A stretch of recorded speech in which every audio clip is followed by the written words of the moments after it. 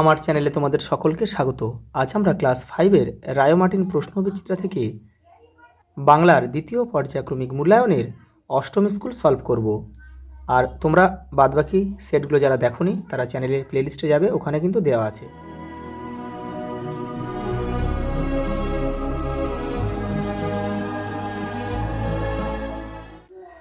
কবি খুশির অগাধ লুটোপুটি কোথায় খুঁজে পান? মাঠে। মায়াতরু কবিতাটির কবির নাম হচ্ছে অশোক বিজয় রাহা।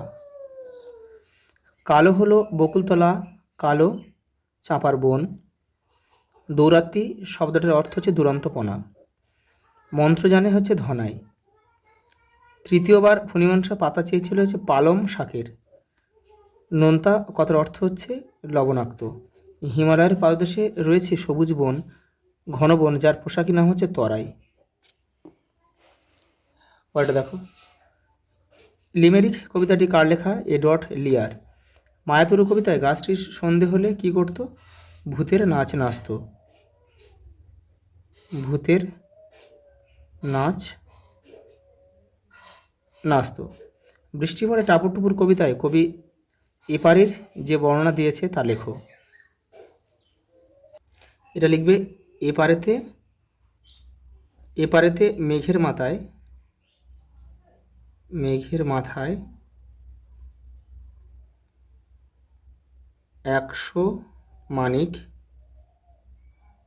100 মানিক জ্বালা।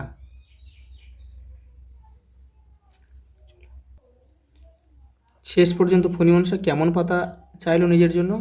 কাঁটাযুক্ত।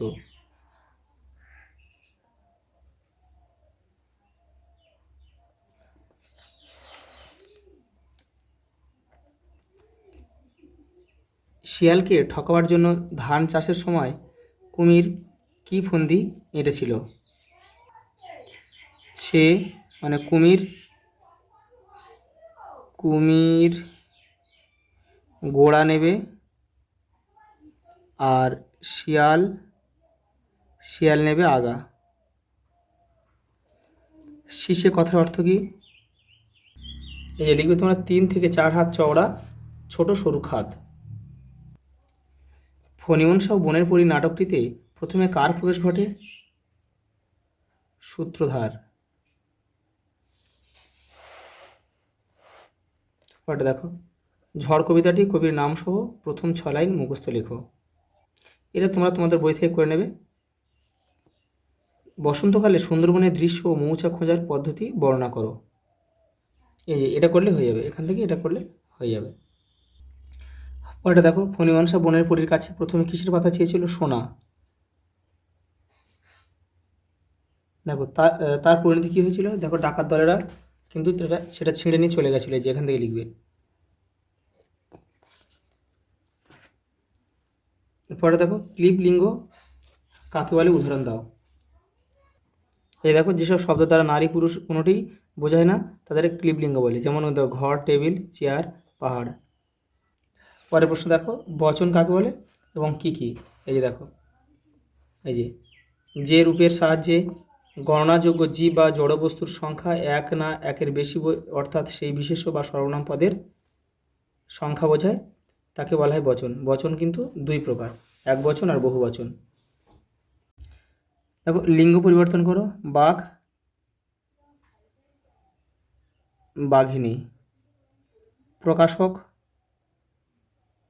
প্রকাশিকা।